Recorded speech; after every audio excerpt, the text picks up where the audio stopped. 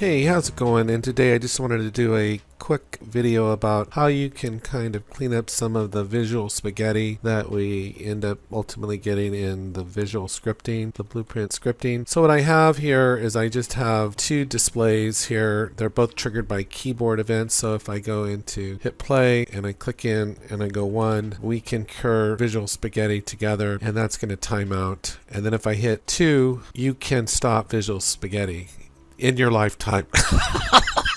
Okay, so now I'm just going to escape out of this and let's go into the level blueprint. So this is just that same functionality here is right. It's just keyboard event 1 triggering, creating a widget, and then it's delayed for 5 seconds and then it's going away, right? So it's just basic code I've done on other, but you can imagine this is just 2 keyboard events, how your whole screen could start becoming a big old mess. So what we can do very, very simply without even making things any more complicated is I can click and select all these nodes like this. I can right click on any of the nodes and just simply go into collapse nodes, and takes all that stuff, and I can give this a name so I know what it is.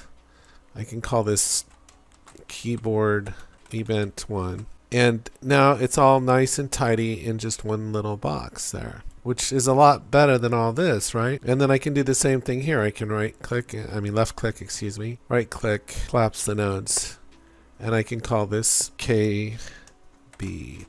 And now instead of having all that big old mess, I got just this, which is so much better, right? If you want a preview of what's inside there, you can just put your cursor over it and see what it is. But let's say you mess something up and you want to undo that now. Well, all you'd have to do is click on it, right click, and then just go expand node, and then you're right back to where you were. It looks like it moved this over a little bit. It's just an easy way to clean up some of the spaghetti. So anyway, I hope you found this helpful. Take care, have a great day, and I'll talk to you next time.